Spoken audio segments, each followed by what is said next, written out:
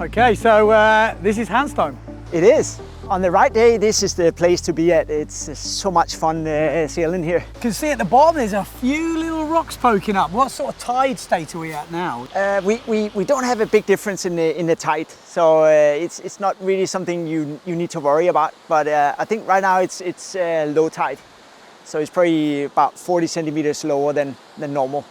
Okay, so this is what you call middles. Why do we call that? Is that because of that little punchy wave? Is that? Well, the funny thing is, I'm actually the one that named it back in the 90s. When we just started sailing up here, we started sailing up by the Fishfactory and down at Hamburg.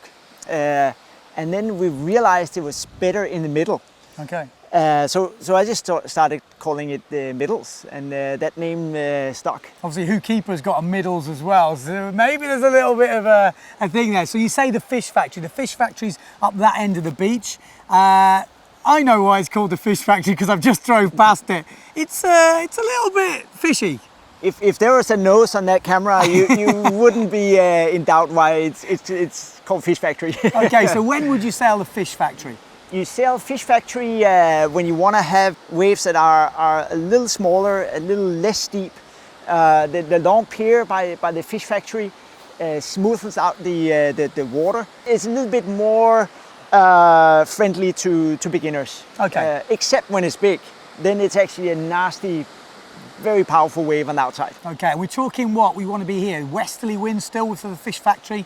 The ideal wind direction for Fish Factory is pretty much the same as right here at middles. So you can, most days you can choose between middles and Fish Factory.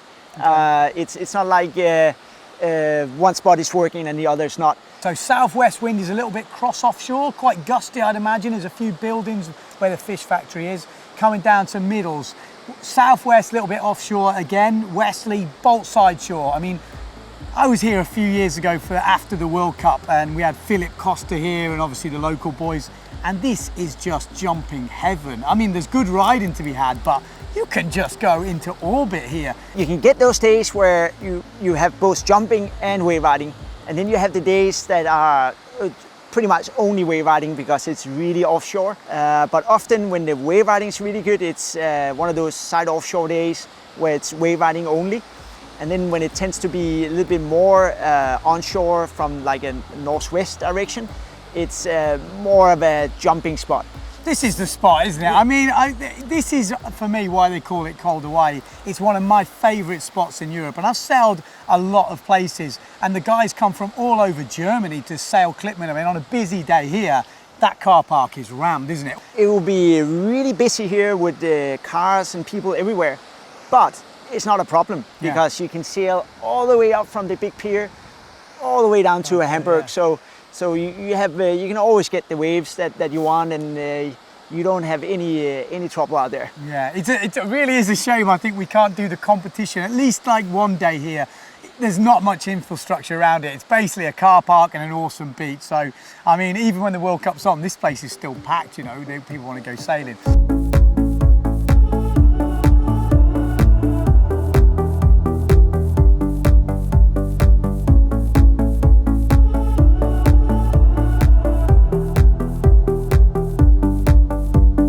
Let's just recap. It works southwest wind, cross offshore, all the way around to west, which is cross shore, which way you'd come to Hanstholm for a westerly wind, I would say. And then northwest still works in the northwest, which is cross onshore.